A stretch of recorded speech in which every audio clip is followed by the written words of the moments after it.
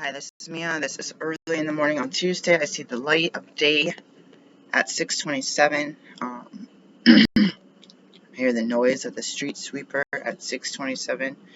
I'm really sick. I exclaimed last night that I was like tired of. I don't want to do anything. I don't feel like doing anything. And it like what was that? It it startled my partner. Um, I don't know how to say it. I just was given this really long list of to do for the next week, and I've been sick. And I'm in a position where I work for myself and I had to do my work and I need to get it done. And I'm trying to keep this steady like this. And I'm not really trying to increase, but I know I have to increase in order to get paid so that I can live and pay rent. If I had a mortgage and taxes and utilities and car maintenance and food, toilet paper, toiletries, and clothing and travel and entertainment, that would be, if I owned and had to pay for life, that would be like down here as far as what I need to earn in a year.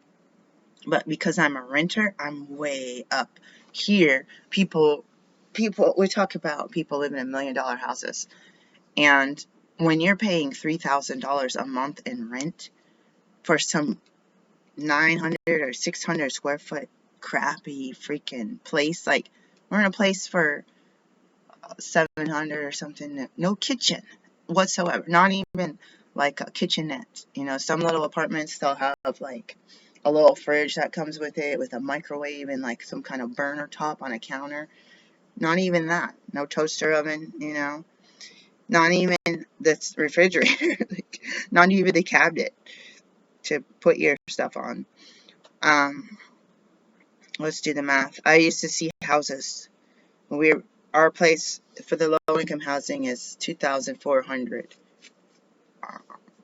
For the new people, other people we were getting grandfathered in. So let's say $1 million house.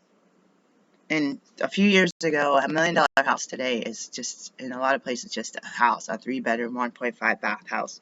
So $1 million, let's just divide it by a 30-year loan, and let's not even add interest.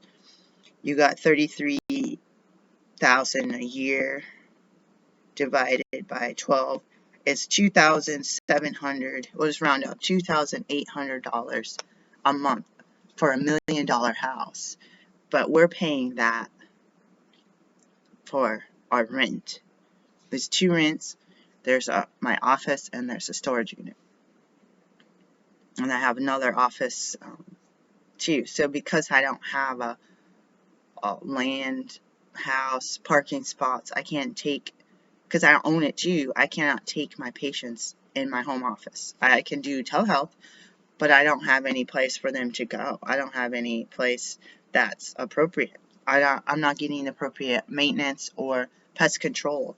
And so we're trying to do that on our own, is pay out of pocket and have me and my kids and my family distressed because we're working so hard, getting sick all the time, me, and injured, and just doing this work and not um, having to pay the high rent plus pay to fix the place, which is not compensated.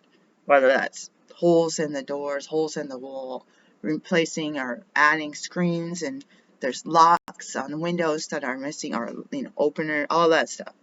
No shower curtain, no window covering. Like I replaced in this one, I replaced the window coverings. I mean, I sent my partner to do it, but I was on the Facebook. Someone was giving crap away free, and I've had them break and fall on me and hurt me.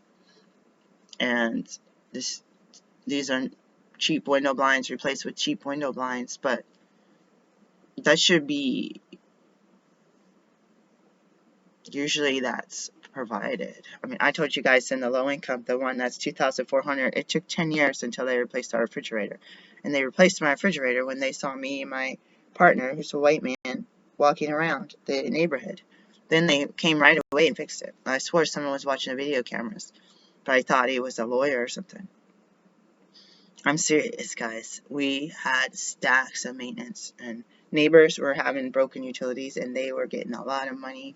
They were getting free rent, and they are a couple $100 and paid on their table, and they were buying $3,000 fridges, $3,000, remodeling their whole rental from top to bottom. I'm so mad. I can't even afford the rent in there. They say, don't worry. Oh, yeah, prices high, food is high, don't worry. I go to the store twice a day for my kids to eat all the food, junk food, fast food, McDonald's 3 times a day. I'm just like, y'all's got more money than me, and people are making fun of me for being a poor doctor. I'm a poor doctor because I ain't milking the system, dude. And the system, when you're in the middle like me, it's not even middle class. When you're in the middle, where you're not just straight on welfare and working on the table and dealing drugs and flipping cars and all this crap, and you're not in the wealthy, not even the top wealthy, just the ones that, if I were to go work at a hospital like a normal doctor and be making at least 6 figure, then at least I can buy my standard home, 3 bedroom, 1.5 or 2 bath, I prefer 2 baths so that everyone can bathe. No, nothing like trying to rush and be smelly and be like, we got time for 1 shower today. Here's 2 of my ideas. Or they're not. Sometimes when I say my ideas, I don't. It's more like this thought process that's coming up. What happens when you have a thought come into your mind? In our old church, they used to say I don't know if it was actually a church or something in my spiritual life that I claim as a spiritual life is not necessarily wanting to commit to religion and certain aspects of hypocrisy and racism and hatred and misogyny. It is what you do with that thought. So someone is like, oh, I hate that person, I want to hurt them. It's like, most of us don't do it. Like, a lot of people do. And a lot of people have been harmful and hurtful to me, and I hate it. I'm going around, you see me walking around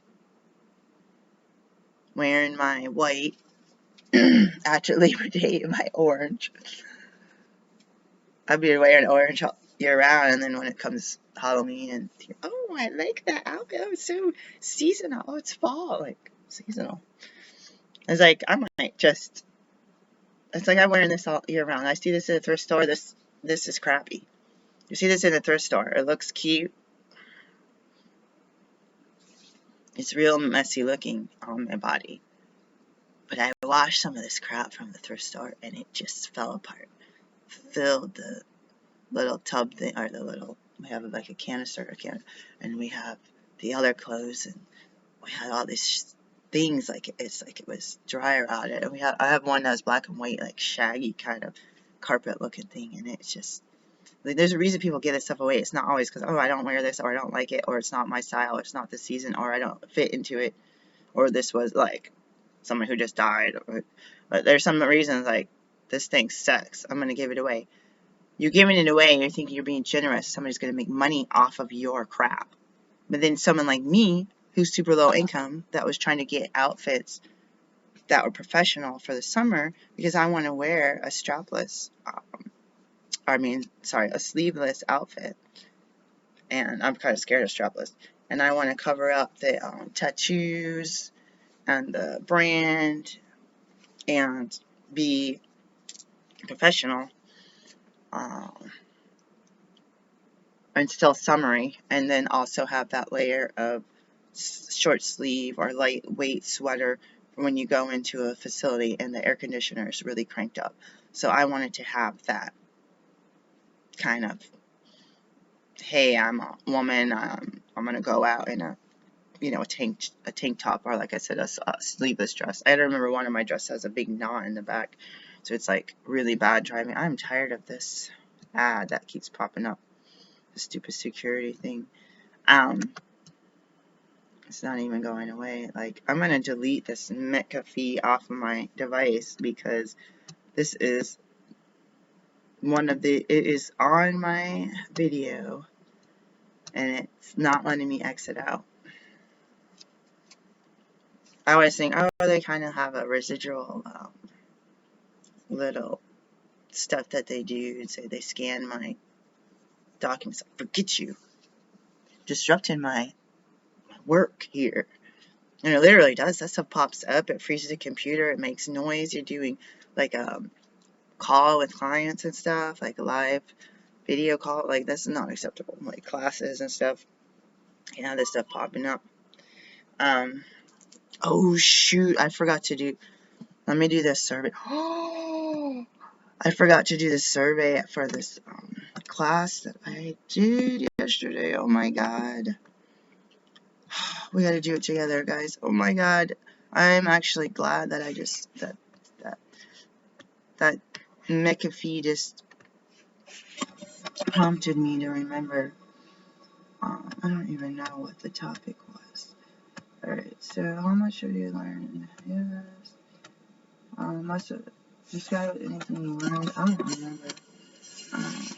I'll say more steps to take. More steps to take when dealing with,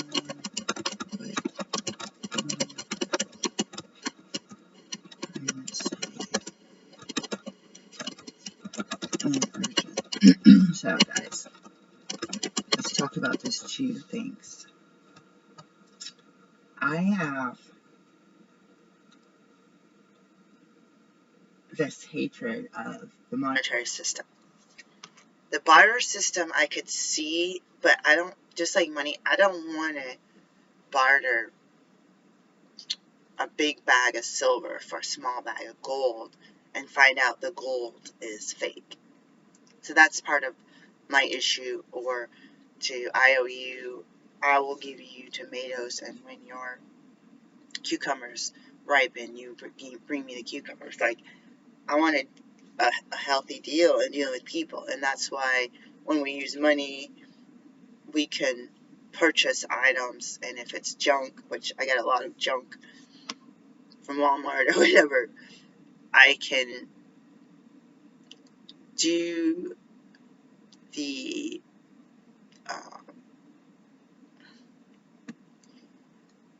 I can do the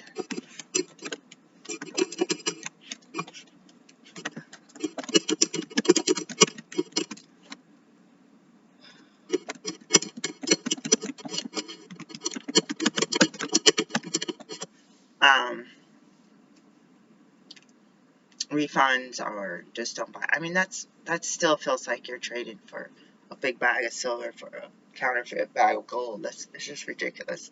But I don't like the system where you feel like you work so hard, get into debt to go to school, and you get nothing to show for it but these rags that you go in to the line and you got every discounted item, 50% off, whatever, the color tag. It's not the Goodwill somewhere else. This one doesn't even do any of this freebies or anything anymore.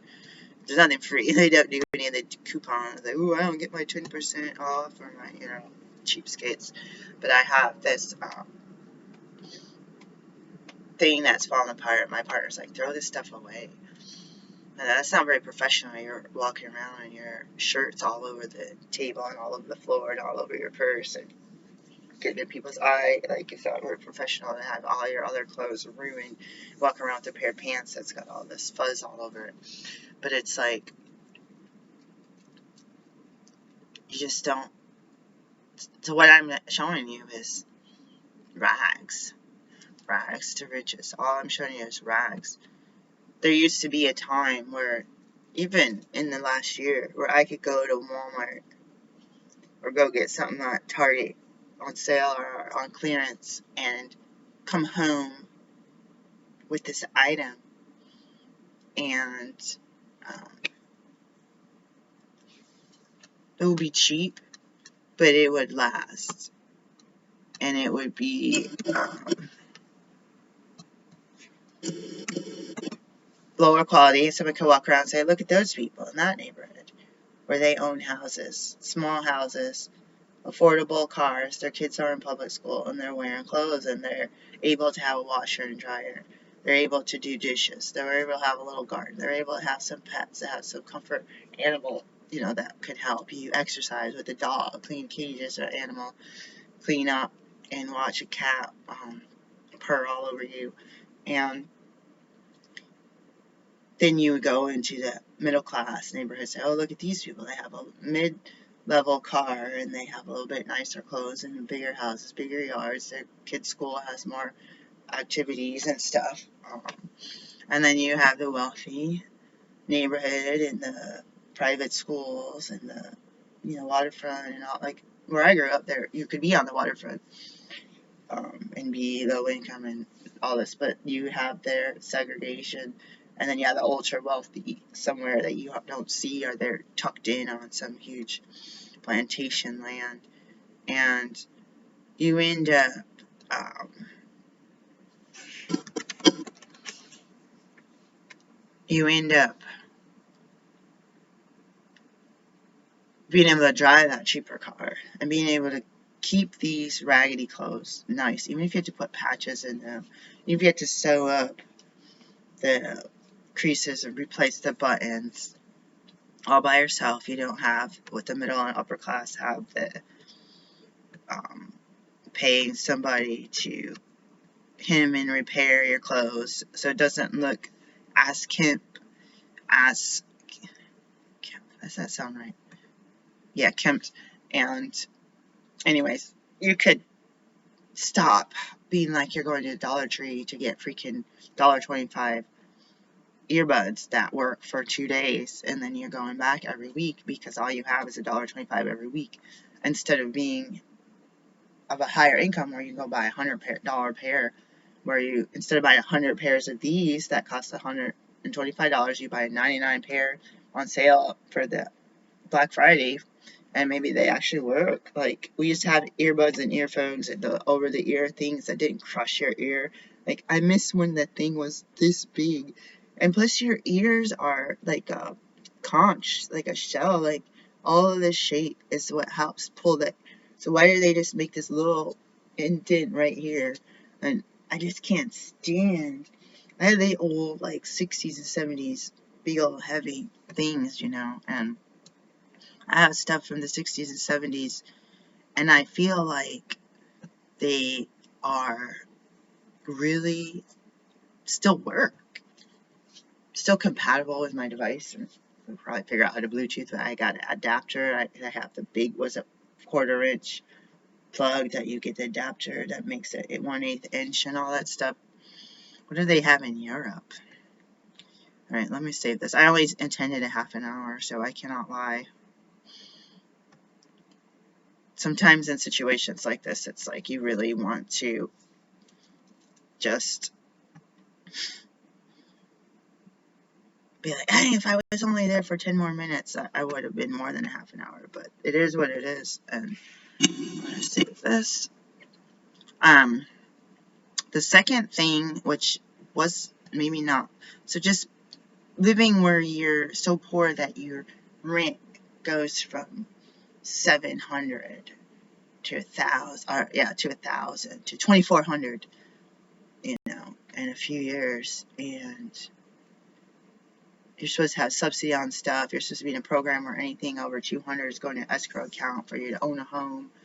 I gotta own 10 homes with the amount of money I'm paying, and at least back in the day before the 700, they got 1 bedroom, 1 bath, 600 square foot house for $700,000. You know what I'm saying? Like, in a bad neighborhood, no yard, no parking.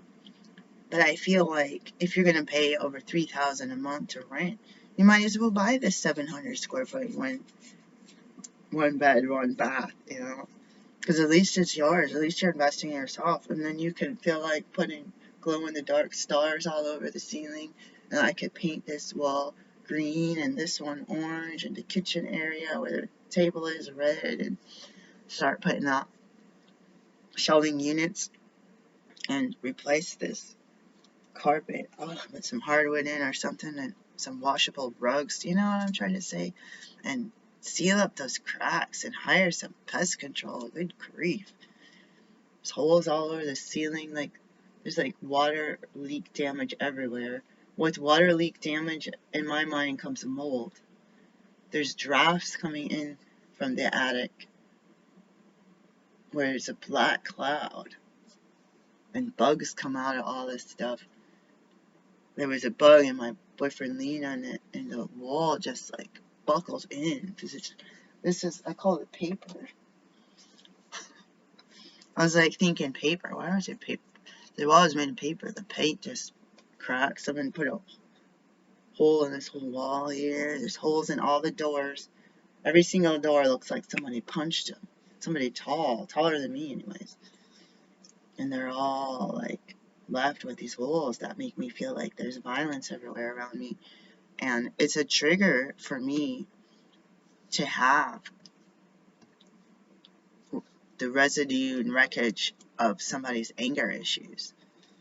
I feel like we can sense the energy of the mean people around and the people that were in your building before you, whether they were criminals, whether they had anger issues, whether they have addiction issues, whether they were hoarders. I feel like that stuff, you read about that, you could sense it in your gut, but in the feng shui about trying to remove not only just the other people's energy, but the situation where the home is based on your birth date and all birth date and year and your gender, all that stuff would be. My friend said with the house, here's a road, and it tees at this house. And my friend was like, ooh, that's not good for feng shui to have your house like that. And I was like, I don't want to have a house like that. It also seems dangerous. Someone doesn't see that the road ends. But the energy, it was, there's a lady, she looks African American from California. I can't remember her name, but she had by far the best feng shui book I've ever read. Very easy. There's some experts. What's that word? Starts with an A. Auspicious. There's that lady who's an expert, professional. Her book did not make sense to me at all, and it did not connect well with the first book I read. And I borrowed that first one from the library. I'll have to pull up the name some other time. If she's not African American or mixed, then she looks like it. And her book was so just, you could read it and visualize it and remember almost everything, except for the little, where they have the little, I call Punnett square, like thing with the numbers and the, I probably did a lot of that, drawing the circles, and the northwest corner was a place that I was not supposed to be. Okay, so I'm gonna do this, it's gonna say 11/28, that was yesterday. Now I had the days mixed up. I gotta go spin my laundry before this store opens up. Oh, let's go back to the thinking about the, I don't think I've got the resources for that. I should probably go read them. I feel like, what if I read them? Could I count the hours, read them on my own? I was like, no. You're lucky. Pinterest was being pushy. These people need to make new appointments. I'm not doing anything else. So, like, would you like to schedule a new appointment? After I get paid for the first one, let's not even prompt them. I'm planning on being busy on like the 30th of December. There's people around me that are making tons of money, and they're decorating, and they're in that holiday spirit as business owners. So we live in a business district, and they are just fussing around and sweet talking their clients. And we've seen this guy over here have a lot of really cute furniture. These people wave at us and stuff, but we watched out the window too many people. They put the furniture out, right, and they'll have events, and people come and eat ice cream with their families, and their furniture is just falling apart, and the chairs are breaking, people are falling out. And I'm like, this stuff is like a European style, and I don't know, it's not really new, and it's not really good. But if you have a big old, 5,000 square foot house and you have this type of thing, I feel like you'd be like, oh, look at this. You got that kind of look. I'm trying to be anonymous here. And then you got these places that are bringing in junk from estate sales. and you can tell. Like, who's listening to me? Why am I whispering? You can tell, like, there's all this junk, and then people get these truckloads and they fill our garbage cans and our recycling up, and then there's bugs start coming in our house, and some other guys blocked off our whole stairway with all this furniture. I don't like that. Just people doing stuff, like bringing in and between selling crap, receiving and selling stuff. There's a bunch of art galleries. There's the people doing. Someone over here, because we're sharing the areas. The buildings are separate, but they're using our trash can, and they're filling our stairwell with furniture and crap. And it's like bringing stuff home from a job, like a clean out apartment, and they're bringing all the trash here and setting it all around the building. And anything that's got critters, anything could be just leaving the furniture and being like, oh, we got a new home, we moved, I don't want no bed bug, cockroach, nothing. Silverfish, I don't care. Mites, nothing. Mice, rats and mice. Come on now. Come on now. We have this clothing stores. There's a whole bunch of realtors. I can think of 1, 2, 3, 4. At least there's 5. Just in less than a block of walking. And actually there's 2 more right there. So 1, 2, 3. I think there's one across the street too. 1, 2, 3, 4, 5, 6, 7. There's 8 just in less than 1 block. And if you go beyond that, it's gonna be like realtor. What are you gonna do when these people are driving nice cars and getting their hair and nails done, and they're doing what I want to do? They're going to visit their kids and they're maintaining their cleanliness. You think about how dirty we are. Me and my partner have no washer and dryer, and we're trying to not go to the laundromat and spend $100 a day on laundry. That stuff takes your money, all kinds of stuff, and it's just ticking me off. And you're sharing, and then you're seeing cockroaches running around, like you're just scared. You see stuff full of hair and dirt and dog hair and people hair and other people's like private part hair. Like, I'm just, you gotta do what you gotta do, because you gotta maintain some cleanliness, and you gotta go to work not stinking. You gotta take a chance and be like in a cesspool of the bowels of society, whether you have a home or not.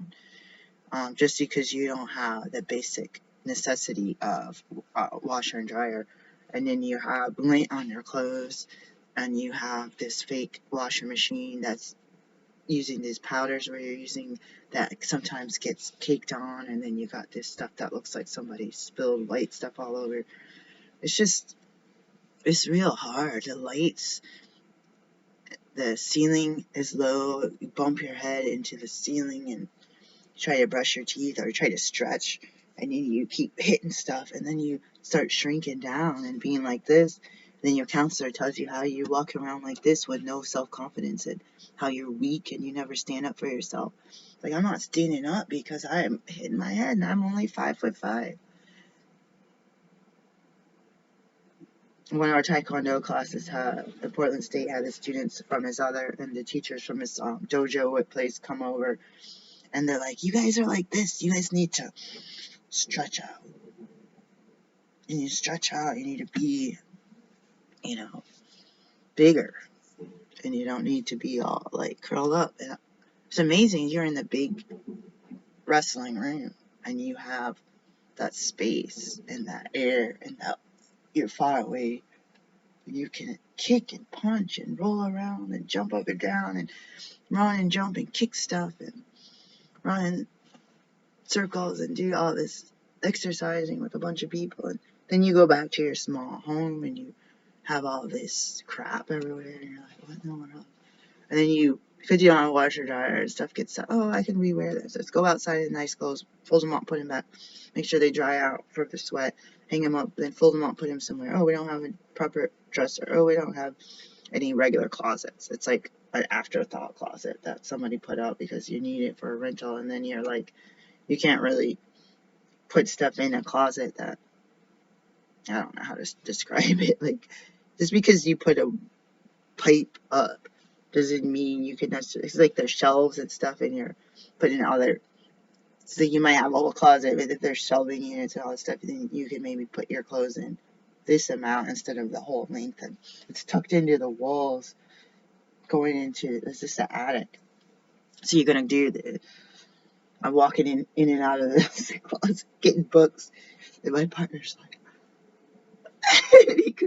he's like, you just walk in there. I was like, oh, yeah, you're a lot taller than me. Even though we're all crunched over. I'm surprised they must have not wanted to press down on my hair. They measured me at 5'5". My friend told me I was a liar, that there's no way because she was like 5'3" or something, and that I was the same height as her. But I measured in at 5'5" in this past month, and I had always said 5'5" because when I was younger in high school, I was 5'4.5". You know, one thing I've been doing different since I've been with my boyfriend is resting more. And I have a friend who was 6 foot something, and we had a house in West Virginia. And when he got there after being up all day and driving and just being up, he was like this far from the ceiling. And there was other thing that he had to duck under to go into the kitchen. And the next day after he slept, I let him sleep on our futon bed. He was like touching. I was like, amazing, because your spinal, what do we call it, spinal sponges. Oh my god, I can't even think. Well, what you call it in your spinal column, they shrink down through the day. People shrink down over the years. But when you rest, because I remember reading that when I was in high school or whatever, about these decompress while you're resting and sleeping, and then you're taller in the morning than you are in the evening. And that's just a strain in the gravity on the human. So I don't know, would something on 4 legs like a dog, would their spine do something different? Would it compress that way? I don't know. It's interesting to think about. The second thing, when I was in med school, I promised myself that I'd be true to the profession and I would do the healing. I was one of the few people that didn't just completely dog allopathic healthcare, because I think there's a place for everything, especially as an integrated healthcare provider. I had people yell at me for giving prescriptions to patients. They're like, this lady said, I hate people like you. I was like, first of all, I came from Oregon, where you're a primary care physician. And second of all, I also deliver babies. It's like add-on medical license to my original license.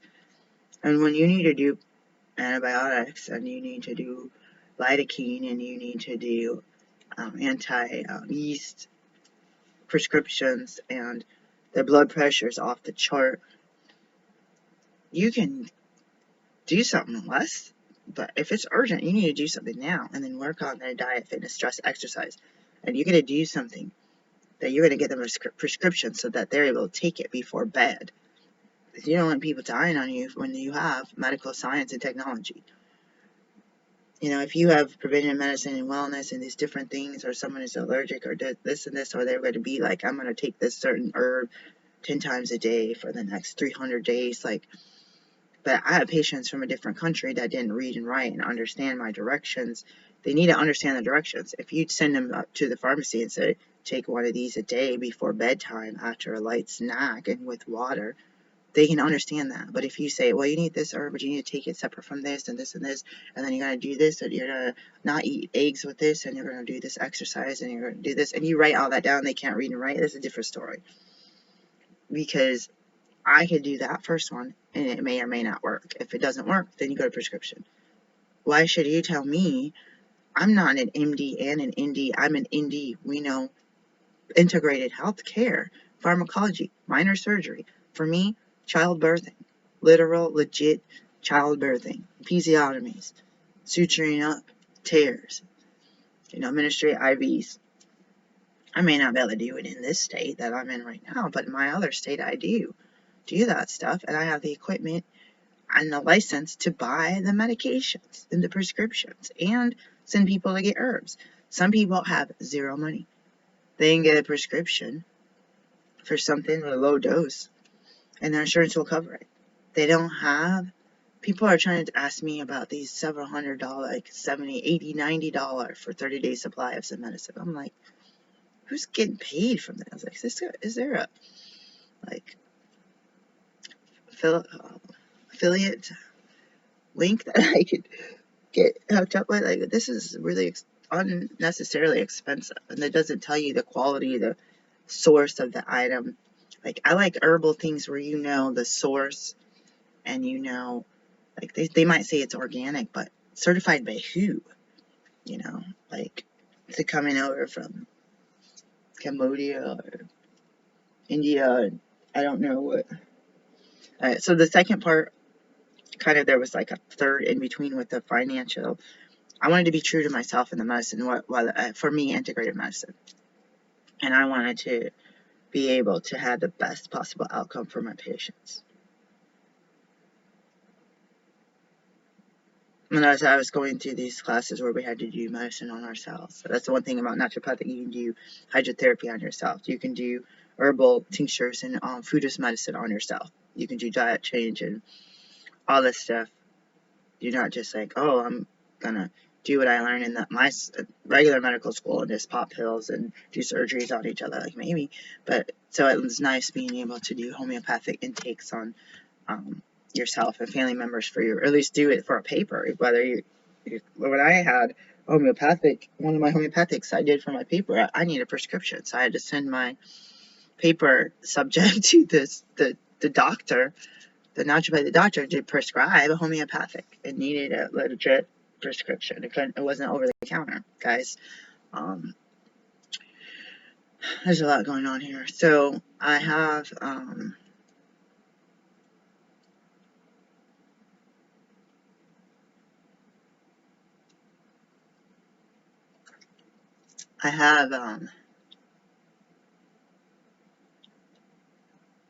let's check my bank account and see. I haven't been getting paid for any of my visits, and I'm getting freaked out.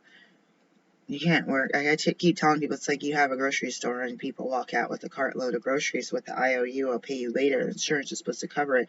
They got $300 worth of groceries, and you'll be lucky if the insurance pays you, like, yeah, there's no money. Dang it. The insurance pays you $50 for the groceries or whatever, and you're like, what in the world?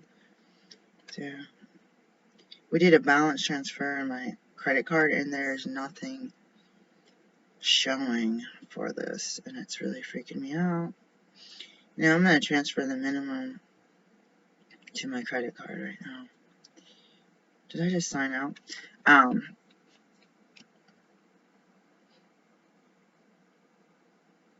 I imagine myself working for $40,000-$50,000 the first couple of years of my medical practice while I built clientele and finished my midwifery. So working part-time. Never happened yet. Never happened once. And what I want to say is that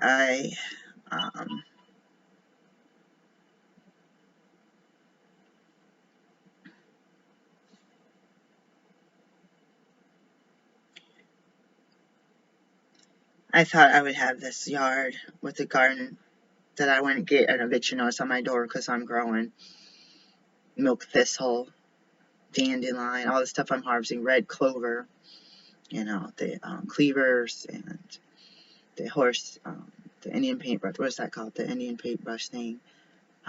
Blackberry. What other things that I get in trouble for? And just having pretty things. I would planted some wildflower. So daisies popping up. And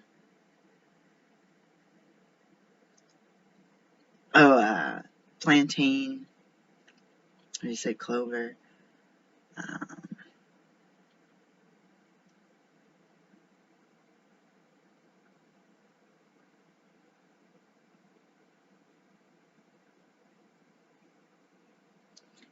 And I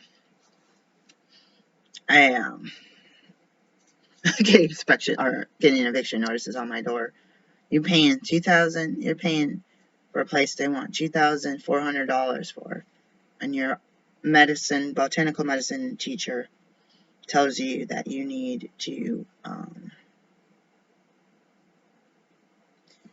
no, it's not letting me. Oh shoot, did I not pay it?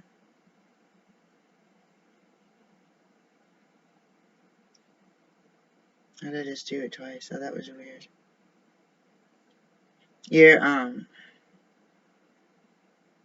That was really weird. I don't know. I almost didn't pay that, guys. Your medicine teacher says you have a big final coming up. You gotta know all these hundreds of herbs, and you need to go out and talk to the herb. So you got the spice cabinet, and you got this thing. It's all dried up, and it's got the English name, but you to like go out, look at the plants, talk to the plants about the name in English, Latin, what family it is, and what it's good for. So I was out in the yard memorizing this stuff. I wanted to draw, like, I might have done, like, I used to carry around, like, colored pencils or whatever and draw, color this thing so I can remember it better. I'm a left-handed, right-brained person. I got an inspection notice, and I was like, I know they're going to want to do a yard inspection soon, but if I got, like, a week until finals, if I could just get through finals, because once you bring that stuff in, it dies, and it dries up, and it doesn't look like what you want. If you're wild crafting and wild harvesting, it's a shame. So I told myself when I sat in front of this little TV soaking my feet for hydrotherapy, I had to do like 2 or 3 projects before the class ended, and I waited to the end of the term. And I said, I wish that I would tell my patients, do this, do that, do this, do hydrotherapy. And I said, I wish that I had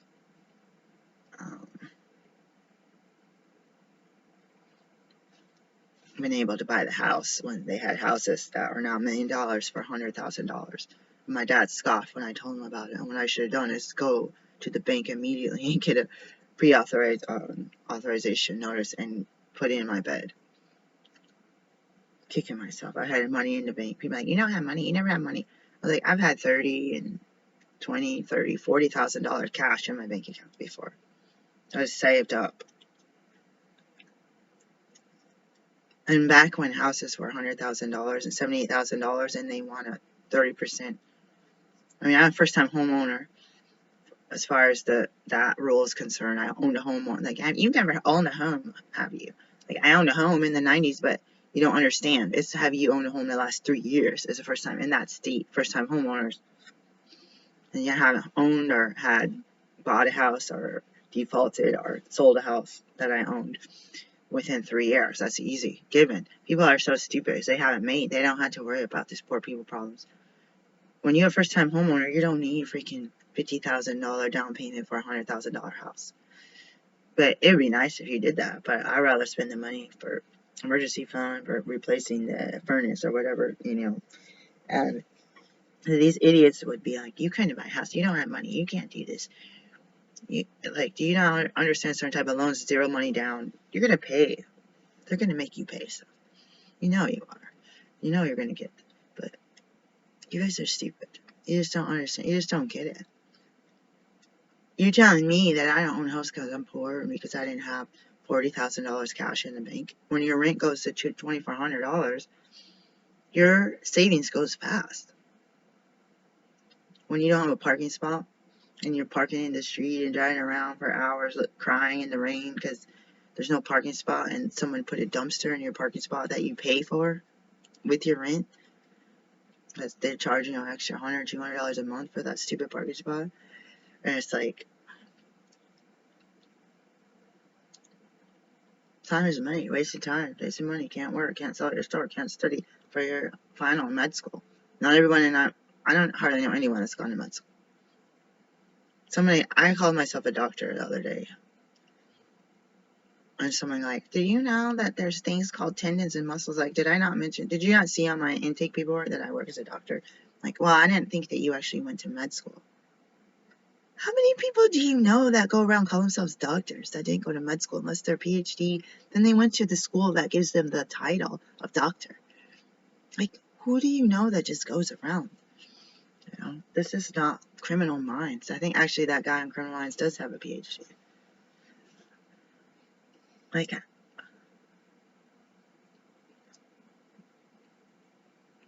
It's like they think I'm some kind of voodoo witch doctor or something that's just go, ooh, booga, booga, booga. Like,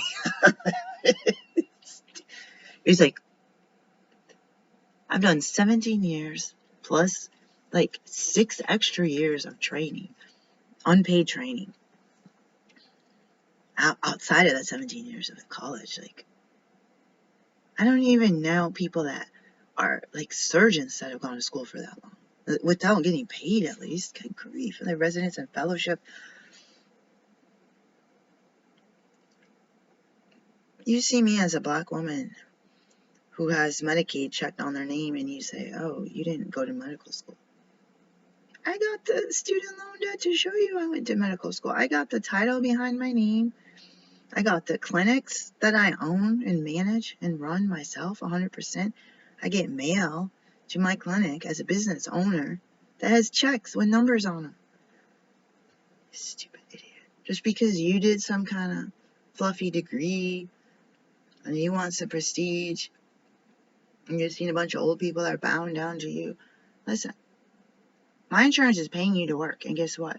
When I get paid by Medicaid, it's usually pretty decent. In fact, it's been better than Blue Cross Blue Shield. I am really surprised. Reminds me, do billing. I don't want to even go to my appointment.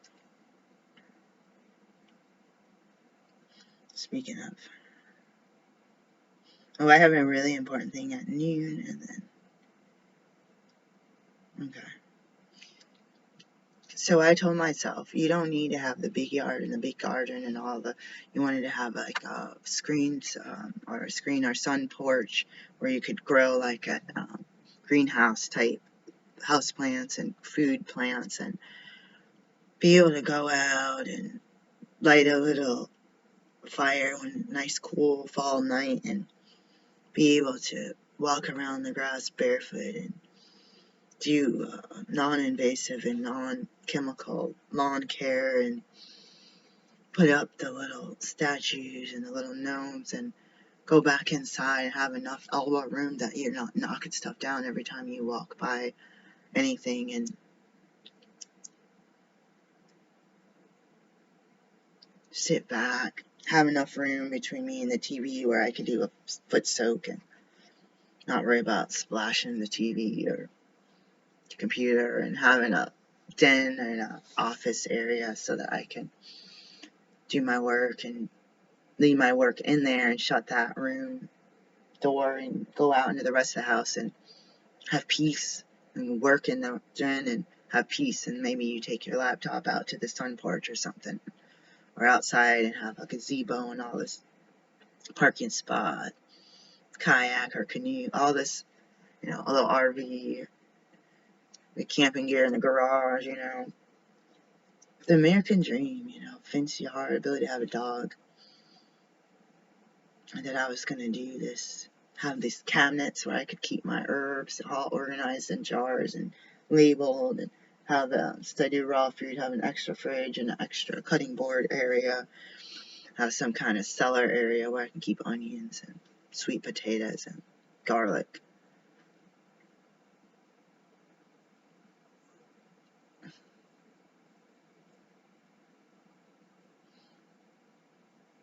And that I would pay that debt like I was just still living poor when thrift stores used to be cheap, buying this cheap clothes and maintaining a car and being able to give my kids money for college and help them work and not have to be suffering worse than I did.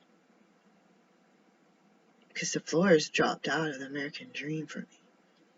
I see so many people that go in, I'm doing conversations on race, and people walk around and live their life and do their shopping and go to the doctor and be treated I'll tell a fraction of a percentage of what happens to me when I shop and get followed around, or the doctor, they refuse me care, and the dentist refused me care, and there's people that live in 80 years. Oh, I didn't know that happened to people. Gosh, I've spent my whole life just being treated fair, treated nice. Or you don't know how people treat you poorly. They win when we don't stand up for ourselves and stand up for what we think is right. When you homestead and you have your home, the law comes in. People spray with pesticides. Police showing up at your door. When I owned my homestead, people were hunting on my land. This stuff without permission. That's not okay. So you do like Pine Meadow Hobbies Farm, and you put up your perimeter fences, and you cut down everything so you don't have increased fire risk, and you put in your livestock and clean out your ponds, and you grow your gardens in your greenhouse, and you got your trail cams and your projectile protection devices, your people on watch inside and out, just whatever it takes. Place to bring in. This guy brings in junk, does clean outs and gets barters people's stuff, so he can end up with vehicles and RVs and equipment and stuff. You have a place that you're not going to get an eviction notice because you have a RV parked in your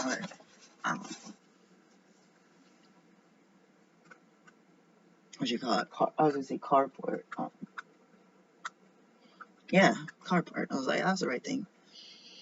You're not gonna be parked in the street for 2 days with your car on your weekend off, or you're sick, or you're injured, with somebody sticking a green tow thing on your car saying this car isn't moved often enough because you parked in the street, because you got no parking spot, because you're cheap freaking owner of your complex is such a cheapskate. I mean,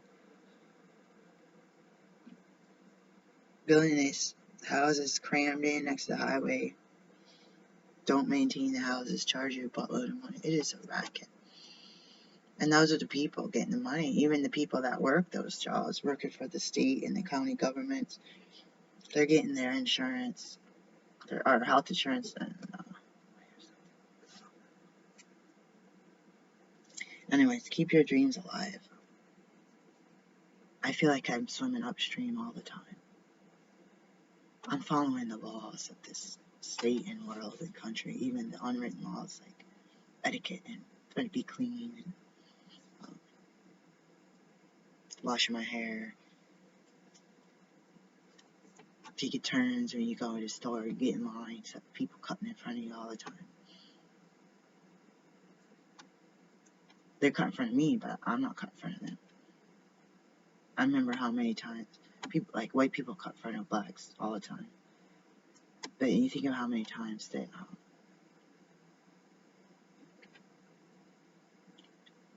I have had a big cartload of groceries, and you see the people with the baskets. Oh, please go in front of me. Please go in front of me.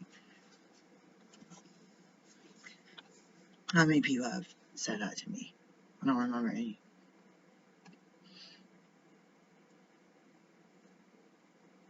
And I'm always in a hurry. But I learned patience a long time ago, and I learned to treat others like I want to be treated, and to think, why would someone want to wait till someone rings up 200 items when you got 12? Like, just go. Like, it doesn't mean I have to let the whole store go, but everything is a visual.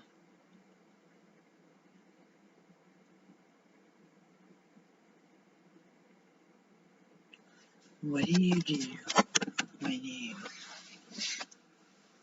want to keep your dream? When you want to keep your etiquette? When you want to keep people from trying to tell you what to do? Someone's like, oh, if you schedule an appointment and they don't show up, at least you can bill insurance. Well, I was like, oh, heck no. I was like, yes, you can. So then you're giving me advice for an hour, then you're telling me to do something illegal. There's no medical visit conducted, so there is no payment. They don't pay for missed appointments because there's no diagnosis for that. Maybe there's something in ICD-10. I should actually look it up. But they're not going to pay for me to gas to do a good to the house call. They're not going to pay, and if you're in network with insurance, they're going to maximum amount of out-of-pocket costs for the patients and stuff. So, what do you do when you're needing to It's like, there's just people that got sick. There's like a couple of communities of people that go out in the desert and get away from all allergens. And there's one community that's got like a wait list where you can't get in, and there's like no allergens. And I think they still eat meat and stuff, and like food. I don't know how processed it is, but it's like, the place looks kind of like a slum. And I saw this was very, very allergic substance. And there's people that have gone out into the desert and stuff and had just a story of a flight attendant who ended up, she ended up having the exposure to the chemicals they sprayed in the plane to I don't know what's the word, decontaminate. I don't even know if they clean this stuff, but tried to clean it with the cleaning products, and she was getting this stuff on her. And after like 20 years, she's developed all these inflammation issues, and she ended up highly allergic to everything, highly reactive. You can be allergic or reactive. And she ended up having to go out in this desert and just sit out there and be all pure and clean, and disability, can't work, and all this stuff. I was like, I've been like that since I was born. I used to see my throat and all the sickness. I was exposed to that chlorine at the physical therapy. I was supposed to go today at 1:50. I don't want to go. I just got a letter that said they're paying for 12 visits. I don't want to go. I really don't want to go. Like, I really, really, like, my mask did not stop the chlorine. It's super strong. I'm gonna go. I'm gonna make myself. If it starts to kill me and I'm like laying in the bed every day, not able to work, I got a life. I need to think about my work, my holidays, my kids. People are having babies, and all this different thing. So I need to just.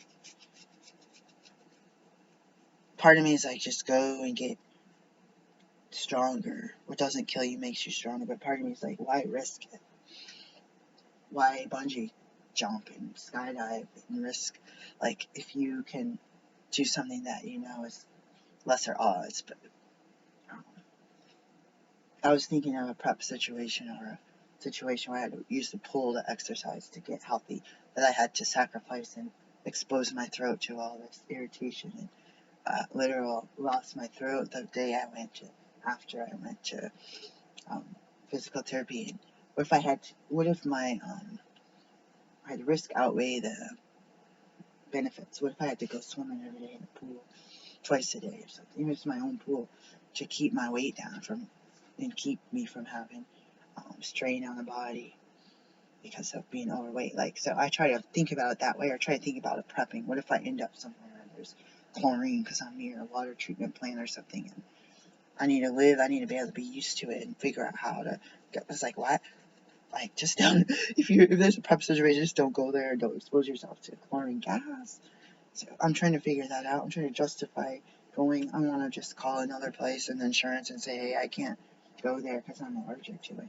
And they thought I was joking. Like, I've had a chlorine allergy for many years that the MD discovered the allergy. I knew I had irritation. I thought I had strep throat and stuff. She's like, you have an allergy. She didn't say what it was to. I figured out everything by elimination diet and from eliminating the chlorine from my. I wonder if this is on the water. Maybe you don't put my water up there. I think it is mine. I'm gonna go get my morning tea. I'm in a really bad mood. I hate when people try to give me, this is how you need to run your business, and they tell me the wrong stuff. Like, you know what you could do? You could put your stuff in folders and this on your computer. And I was just like, been there, done that. I was like, did I not just mention that stuff was missing because I changed devices and it was saved locally? Or I saved everything on my original business stuff on external hard drive in the folders. And when I look at the hard drive, it just has the business name. You click on it and there's nothing. There's no subfolders. So my external hard drive backup did not save everything, which is really scary. If you're a business person and you work for someone else, like I did for years, and people call your business a side hustle or this and that, and you'll look at people, say, for The eBay, I feel like it's super saturated with sellers.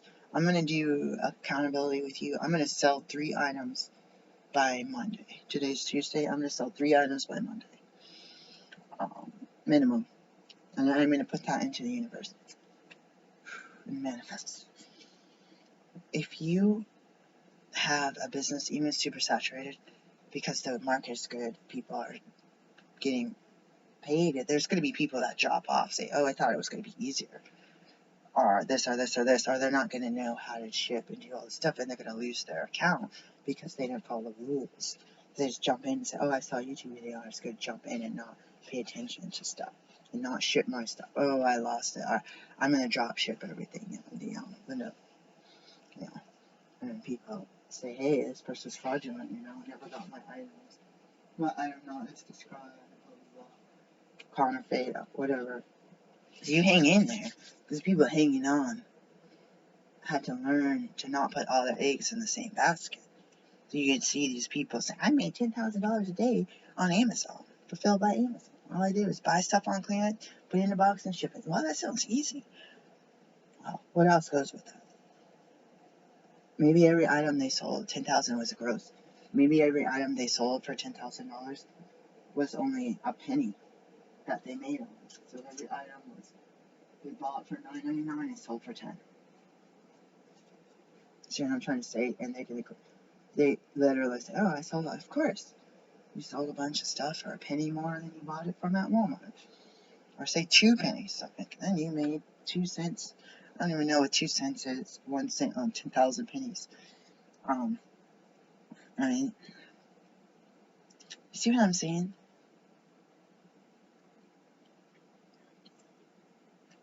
There's one of those guys said he had got hurt and he moved out with his mom. And I thought this guy would have been. I think he had a girlfriend and broke up with her. So watch this drama these people that I was like, who knows how much money they're making? Sure as heck they're making way more money doing videos to us, selling the idea of wealth and new wealth and easy money.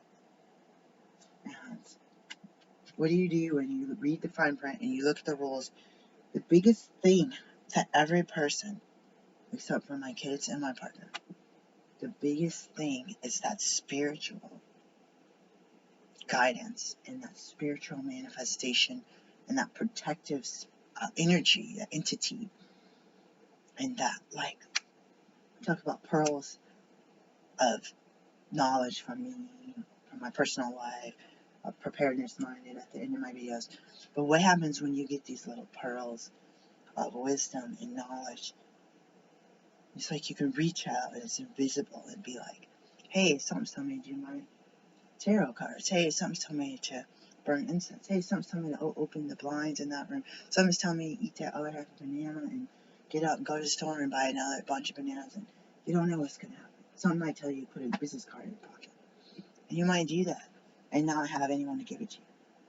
And then you set it aside somewhere and you do something, and another day, a year later, sitting on it, and you're going to do your job, and you put it in your pocket or in your bag. And say, oh, well, I have someone who's interested in your services. Do you have a business card? And that's the one business card. And it might have taken a year to come to fruition. And then someone has your card. Are they going to call and email you? Maybe. Maybe not. But the obedience and listening to that instinctual and universal voice, sometimes it's just all-knowing, maybe you should go check the kitchen, and then you see the stove is on, or you see the food is left out that you just spent your credit $100 on. You left something in the car. I left a whole rotisserie chicken in the car. So something tells you, your subconscious mind, your conscious mind knows that you bought certain things. And then you get distracted and you're tired and you're, oh, I made it home safe. Let's get the kids ready and get in the tub, make sure everyone's got their homework done. And then you didn't go through. You went and tried to put the food away. I used to do stuff where I leave the bag and just put the cold stuff away, and then I come back the next morning and take all the dry stuff, and there'll be like cheese or something in the bottom. Like, no. Man, that costs a ton of money. ice cream gets left out on just a puddle, So I'm telling you, it's not just magic. It's you being alive for another day. I see these clickbait YouTubers with their couple with the um, what we're trained to think is beautiful women and this men that are quirky, and they get like millions and millions of views, and my videos is like 0.003. Yeah! How much did they watch? 0.2 seconds. Alright! That's better than zero. It's like, I got no clickbait. I got no bikini body. I got no long flowy hair. Especially I don't have makeup on. And then I get envious because people are using their body, and their parents got a look too, and they're able to live in $5 million houses and barely do any work and just be traveling and on vacation and lounging and walking their dog and cooking all the time and making videos. And you're like, you're living this luscious life, and luscious, I don't know if that's the word, and you're filming yourself, and that's attracting people like me that want the American dream. But you have the look that feels like you could fall into a job in modeling, or fall into a job where it doesn't matter what job it is, minimum wage or not, because of your looks and your eye color, you can get that job. And you could be wearing sweatpants and get the job. And the rest of us could be educated, experienced. Oh, I just moved here. That's why I didn't get fired. I moved here. I have the education. You're wearing the right clothes. You have the right attitude. You have all the credentials. And then you get picked over. And these other people say, well, people like you are too poor to buy houses. You can't work. You don't know how to get a job. Well, it's like people like you, it just falls into your lap. And I'm not saying that you got every job. But when you tell me about how your life is, you might have had to try for 5 jobs. I have literally tried for hundreds of jobs and then gotten the worst, most turnaround, lowest paid, unsafe job in the world, like my park ranger landings job. Just a nightmare. You risk your life literally out there. And I did 500 job applications through Indeed, saw LinkedIn stuff, looked on Craigslist. I found some jobs on Facebook. Just couldn't do it. Just couldn't. People laid me off. People didn't want. People try to tell you one thing and they lie, and give you some paper, like this tiny mat, this cloth mask for COVID, in the brink of COVID, and you got these people on the video training calls, chain smoking, and coughing all over the place, and doing 7 days of caregiving. You're sharing clients, and you got these. They're like, I'm gonna die. They don't give you PPE. They make you use the client's phone. They make you wash all their dishes and all that stuff. Clean up after them. It's like, I think of caregiving the kind where you're checking in on them, helping them prepare the meal, like helping them, motivate them, giving them company, reminding them. You can't administer the meds, but reminding them about the different things, and then sitting there watching a movie or something. It's like these people wanting people to clean mold out of their basement, all this, like their servants, It's like, that's 2 different jobs, It was just, and then not to have this company making tons of money. Again, try to pay you $12 an hour. And then they're trying to call you day and night, say, we need an overnight here, we need this. Your phone is going. It's like, if you're going to be on call and they're going to be contacting you via text all hours of the day and night, you need more than $12 an hour. In the minimum wage, you need like 15 if it's an unskilled job. If you got someone's life in your hands, so bump it up to at least 19 to start. You know that the people for caregiving, they're probably getting $100 an hour for the families, $75, and you pay the caregivers $12 an hour. And you got to drive these people around in your own personal car, and you got to make sure you have insurance that's going to cover your clients, and you got to go in the store and get groceries and carry their groceries and run all their errands and drop them off at the doctor. You don't get gas for $12 an hour. Come on, guys. If I was doing that and I had done it, I would probably be in a house right now because the bank would say, oh yeah, she's got a steady income. She works at this place, got checks every 2 weeks for the past 2-3 years. Oh yeah. The self-employed makes their head explode. So you have to find people. If you can't find people, talk to your plant. Talk to your higher power. Get to where what you feel is in your heart. People will criticize you. They'll say you can't do it because they can't do it and they want to be patted on the back. Good job. You married this person. Look, good job. You got this cute baby. Good job. You ended up in that nice neighborhood and your kids can go to the nice school. And they're going to say, oh, you think you're going to make your life by working at home selling plastic bottle tops? Dream on. And you're like, I've been doing it for 7 years. And you keep telling me, this is how you start a business, and do this, and do this, all this stuff wrong. It's like, I did not hire you as my business coach. I don't even know why you're telling it to me. I hired you as my therapist, or my physical therapist, or my, accountant, or, I bring you the paperwork, or this or that, and I pay you for a certain job. I did not pay you for business coaching. I did not pay you for relationship support. Like, I did not pay you to tell me whether or not I should have a baby. I didn't pay you to tell me that I could never own a house because people like me aren't really doctors.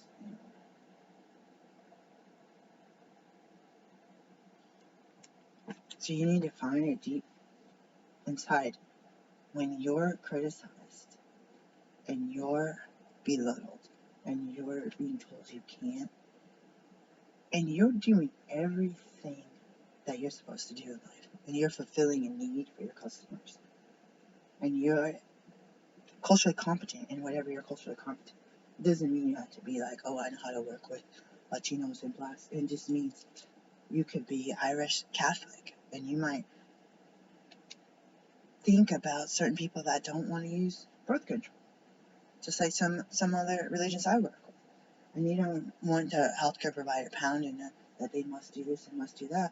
If someone's like, it's against my religion, or you must eat, you're Jewish, you must eat pork, or you must eat medicine with pork on it. And you have to get a prior authorization. Write the prescription. Let the person duel it out with their insurance. The doctor can write a note that says that the other treatments, they have an allergy or adverse, reason not to use the pork capsule. They need the tablet that has the magnesium stearate, which then it's not necessarily kosher beef, but it's a step up. Or they need a powder that they mix in their drink from a compounding pharmacy. And you tell the insurance that they're not able to use medicine A that you'll pay for. But a lot of times with insurance, they have to do a trial, say this doesn't work, blah, blah, blah, prior authorization. Then, okay, you did the trial 1, 2, and 3, and then now you use D. It's like, D costs 12 cents more per month. Stingy, cheap insurance. Can't, if you rather pay for more appointments than pay the 12 cents a month. But, so that's what the nickel and diamond comes to. So you do is choose your heart. For me, I'm talking to myself too. What can you do to get out of your comfort zone? Are you like me? You're working in the house, out of the house, in the house, all hours of the day and night. You feel sick. You want your tea's cold. You got clothes here, there, everywhere. What if you just clean up this part of the house, or just make the bed, change the bed, make the bed, vacuum? I got hand vacs. So I need to find one. I got hand vacs so I can vacuum the little spot on the floor, and it's not cleaning the whole house. Some people can clean the house top to bottom every Saturday. Have all their laundry put away. They can kick back Sunday, watch TV, take the kids and dog to the park, and get back to work Monday through Friday. Do it over again. They got their car, their house they own. I'm thinking of some real people. Got their kids in college. They got their dog. That. They got grandma's house, mom's house for the holidays. I gotta fix my phone. It looks horrible. But what if you're scatterbrained? And what if you have ADHD off the charts and PTSD off the charts and nobody's treating you? And depression off the charts. Those are 3 debilitating. And undiagnosed dyslexia. for debilitating diseases, untreated diseases for me, and nobody cares. Why am I paying you? I don't like you.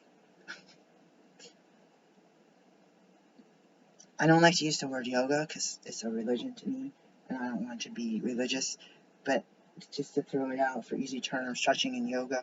Get your yoga mat. I can get my yoga mat now out, do some, get my tea, and just sit there, start meditating, do the stretches, and not necessarily do the whole routine for an hour, 15 minutes, or even 15 minutes. Use the meditation spot as a secret area that you have set up for this moment in time, because it's now. It's this moment in time. And you look out your window and see a plant and just say, I'm going to water my plant and pull out these weeds. Can you go plant some sage or something inside your windowsill?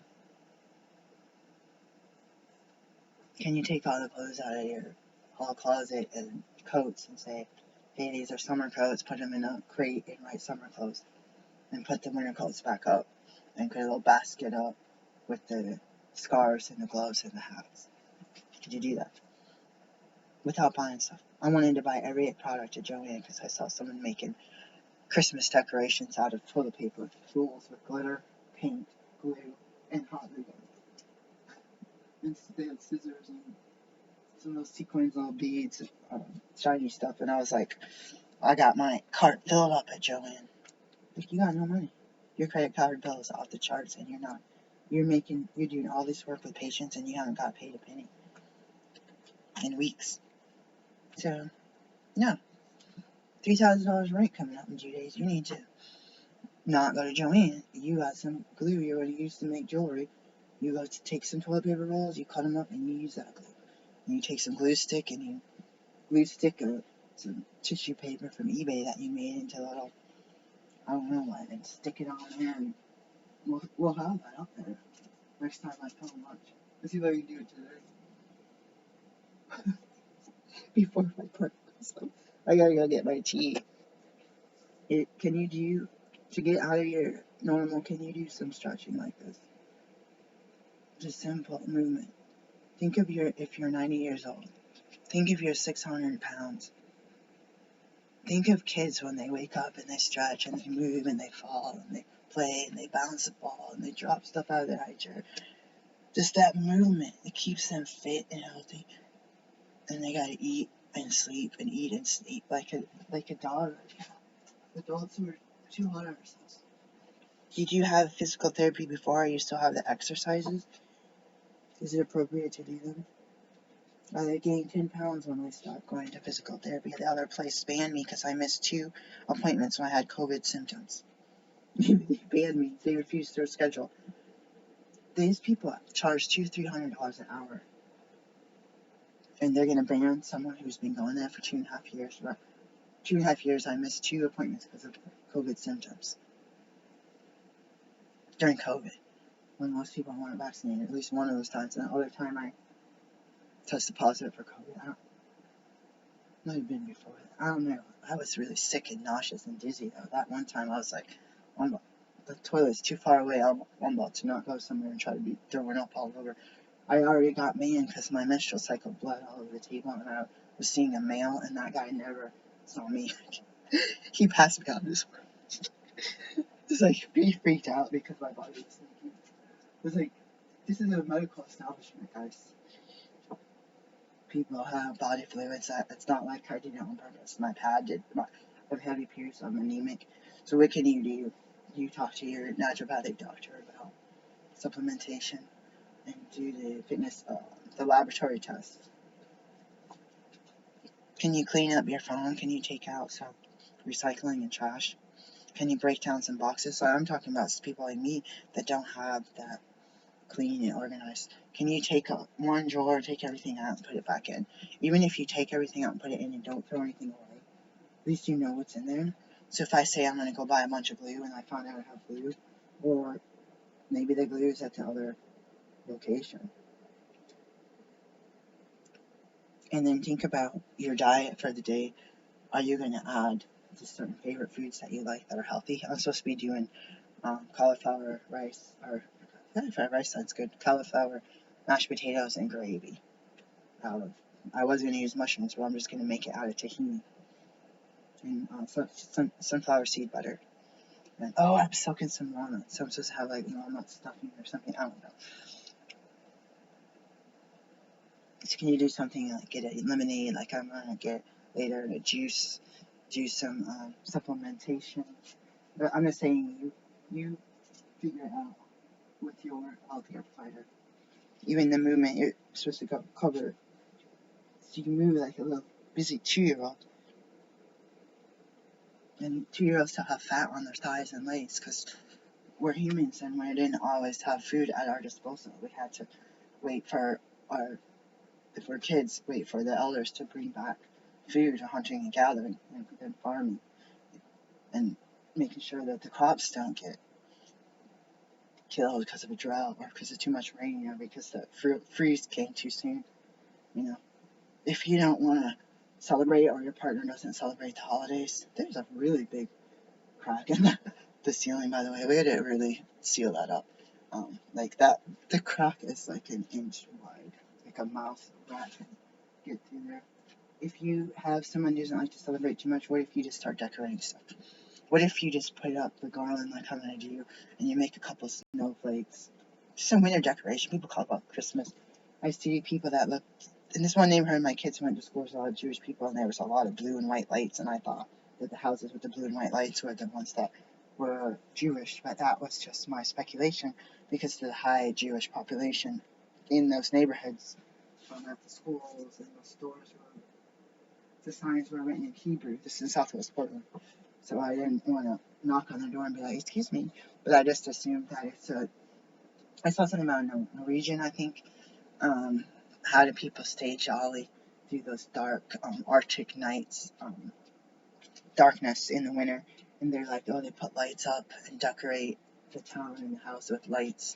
And they do the, kind of like how that Mediterranean island with the oldest people, they had that Mediterranean, that wine. I don't do wine, I do vinegar. Wine, or antioxidant, fresh juice and stuff, fresh grape juice. The company of others, the fish, the healthy fats, the native fats, and high calorie fat, healthy fatty food. It's protein. So you think about some of the Christmas traditions and the tree and all this. Someone said that the tree was pagan, like all these different things that may not just be like, I was growing up in a Christian environment and everyone had a tree and a wreath and a bunch of presents and this, and it was all about shopping for a month and this and this. What if it's about sitting on that exercise mat and just 5 minutes every day, 10 minutes every day, 10 minutes every hour? What if it's about taking a plastic bag out to your car and put bottles in one and putting trash in the other, and when you come back, boom, just drop them in the thing and just say,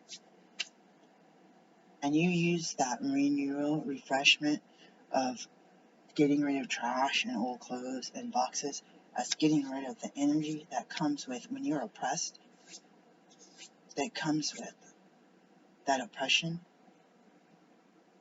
and let the space fill with new stuff. Maybe you put a couple of Fiji bottles in the car. Maybe you throw some drinks, like then my partner put an energy drink or a Gatorade or something in the car. So you're driving around and you forgot to eat. You get a little bit of electrolytes. So I had this stashed in your truck. Tissues in the car and blankets for emergencies, snacks in emergency. I got little packs of honey. I was trying to think of something I could drink. I got vinegar, water, and honey that I could put in the car so that I would make a raw drink, a treat. You're driving somewhere, you get stuck in traffic, or it's cold or hot, or you got a stomach ache. So you're like, you're filling the space still with stuff that animals do, plastic and clutter, and it's not showroom quality. You could do that in your bathroom. You can clean the counter and just wipe it down. I cleaned the toilet last night.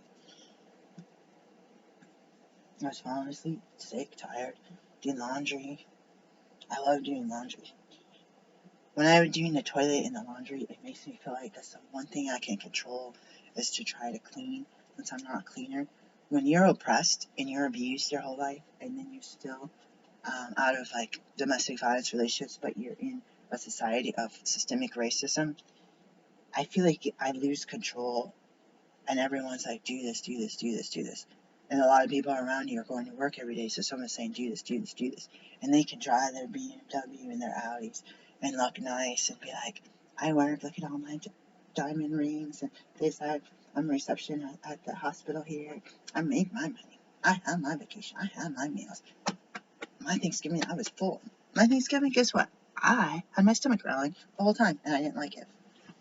Because I felt like I was missing out. And I was so sick I couldn't even make food for me or my partner until the next day. And then I got sick on those mushrooms. I don't want to think about that. So what are you going to do? Renew and live and enjoy your life. Get out to a park. If it's the silliest, smallest little park, there's a tiny little one up here. People's dogs like poop all over the place. It's got the bench. I'm tired of sitting on benches, so I don't wash my clothes enough. But my boyfriend's like, be careful sitting on the benches. You go in there and you just look at the park and just stand there, and people decorated the streets with Christmas decorations, and you could see the stars and the moon. There was a meteorite shower, and I was looking out, and my neighbor kept trying. She was narcissistic. She wanted me to have my eyes on her. I was like, I came out here to take a break from my studies to go look for meteorites, and I'm going to walk down the street where it's darker. She did not once look in the sky. And I said, look up.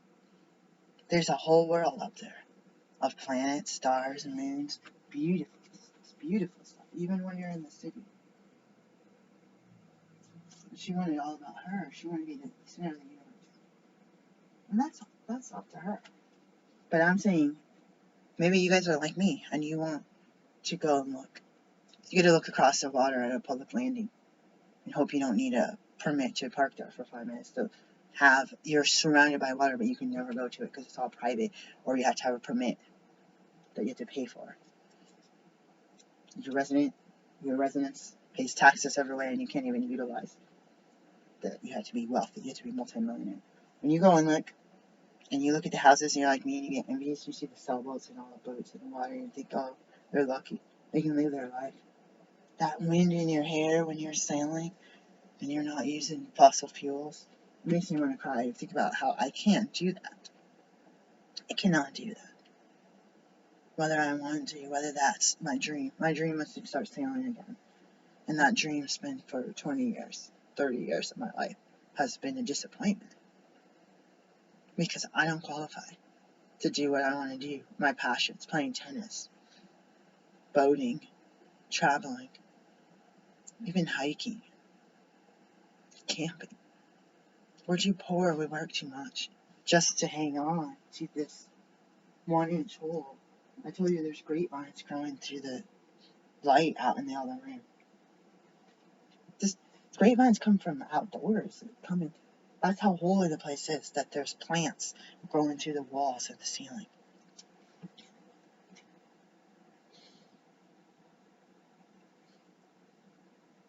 You look at the wealthy, and we're going to talk about the House of the Dragon, Game of Thrones thing later. You see the light people, the light hair, light eyed, even if they had dark skin, they were the rulers of everything. You know, the main characters in real life, those people got probably paid more money. Everyone wants to be like them. They make you feel like, I want to be wealthy. I want that power. I want that beauty. I want that ability to have relations with anybody and just the king demands everyone to be nice to each other. And you think of the wealthy, and you say, you got it made. You don't have to work a day in your life because you have money from left over from your ancestors and from investing and money from the slave industry. And me, as a descendant of a slave, had nothing to show for the work that my relatives did to make your family rich today. And I see those people every day. And they look at me and say, people like you belong in public housing. People like you belong in a soup kitchen for your dinner. People like you belong to go and get some welfare so you can get some decent clothes and coats.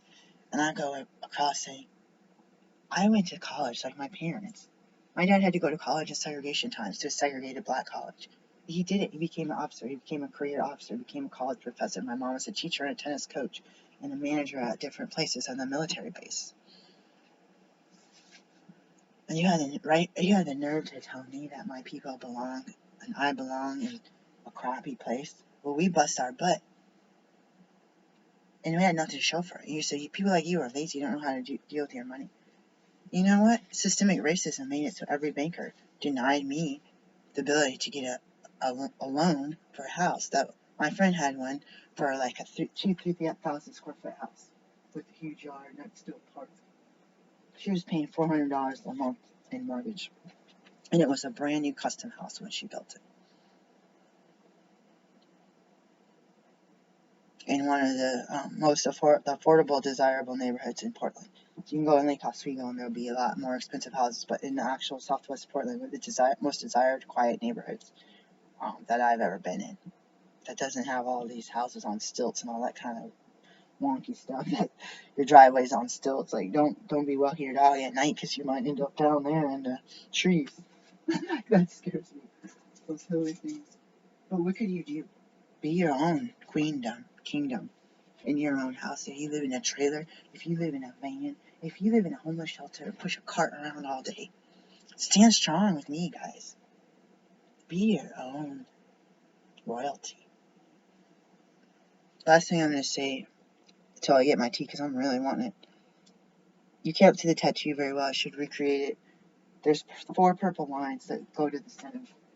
In the center of space. So basically it's what goes around, comes around. It's light and dark. It's the yin and the yang mixed in with what goes around, comes around, with the sun as being your source of energy in this universe, the source of life that we don't want to take for granted. There's 4 lines and they squiggle to the middle, and that means royalty is in everybody. And as a black person, people will not say that. I know many whites that trace themselves back to royalty in Europe. But nobody wants to talk about the kings and queens of Africa that were taken, we were stolen from our lands and sold into slavery, and making lots of people rich, making this country the foundation of the best country in the world and the wealthiest. You know, the history of the stereotype of the U.S., where we're sending billions and billions of dollars of tax money overseas for weapons, and we got homeless veterans on the street, crippled, hungry, sleeping on subway trains, cold, wet, snowed on, dying in their sleep because it's cold outside and they got no food in their stomachs. And if you get money and you're that miserable, and people say, oh, alcohol this and alcohol, not everyone's on alcohol, but if you're that cold and you get a little bit of money, you might buy alcohol first to try to know what your country's doing to you instead of buying food.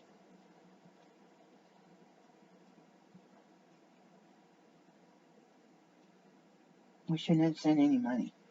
Every single person on the street, and people living on couches and paying $3,000 a month for a broken fridge.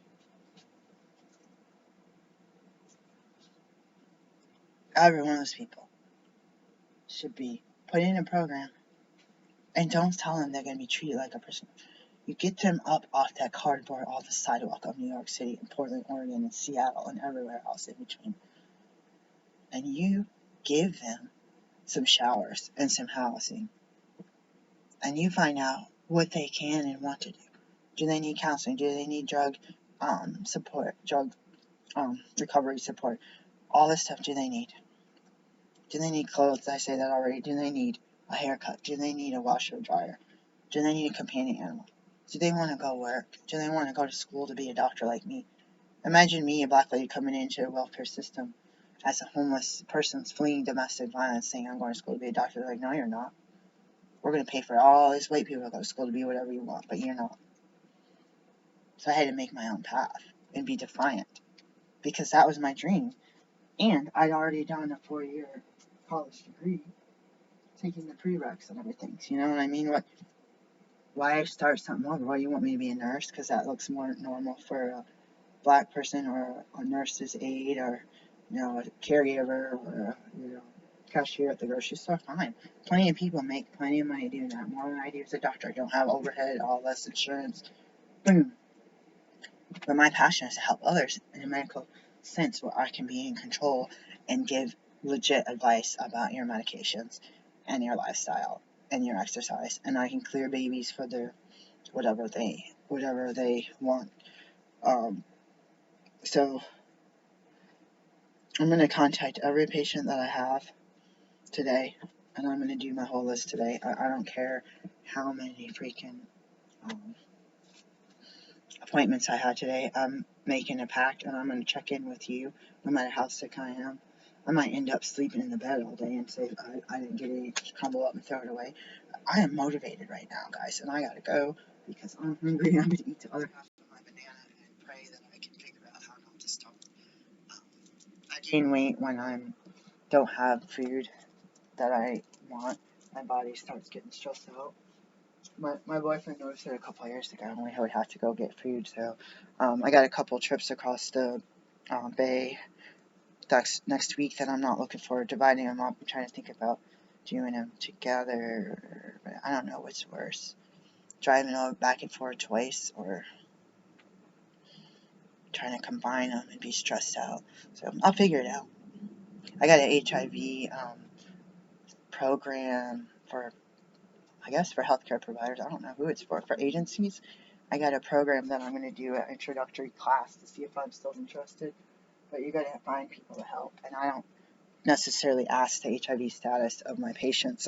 That's a real private issue, but I'm also have experience with some stuff before and after I got licensed with HIV, but typically I don't know. I have my areas where my 2 clinics are. The home bases have no patients or have a couple, literally like a couple, 2, 3 patients total, and I'm having to go out of my area. So it's harder for me, I guess, to coordinate like the labs, having to go to each person's living in a different city, coordinating medication, all this stuff. So I'm going to do it, guys. We're going to do it together. Stand strong. Get out of your comfort zone. If that comfort zone is good, it's one thing. But out of the comfort zone of the oppression that's based up on you, it doesn't matter. I've had so many light skin, light hair, light eye people say that the oppression is towards them, not towards people of color, not towards poor people, not towards women, that they're the ones getting screwed over. And I had some almost arguments about they're living in nice housing, they're driving a decent car, they don't have to work as hard for the same amount of money, and they don't get it. They can go into a store or a restaurant and be treated, hello sir, ma'am, and be treated at a restaurant and not be looked like you're going to stiff them on the bill. They don't understand that that stuff crushes us, and it makes us have high blood pressure, diabetes type 2. It makes us deliver go into labor early. It makes us have more risk in all aspects of health, obesity, heart disease. Even that inflammation and stress damages your teeth and gums. Peace, guys. Let's get this party started. Celebrate the holiday. Your partner doesn't like it. Decorate and clean like you're having the king of, I don't want to deal with the king of England, but the king of Zimbabwe or something coming over to your house, and you want it spotless and clean, and you want comfort. And if you live in a van and you have to have a place for them to sit and a potty and a bucket, then by George, we're going to clean that and we're going to make it clean. And it doesn't matter that it's not solid gold, because that's going to come to us. Just hang in there. Stay alive. Peace.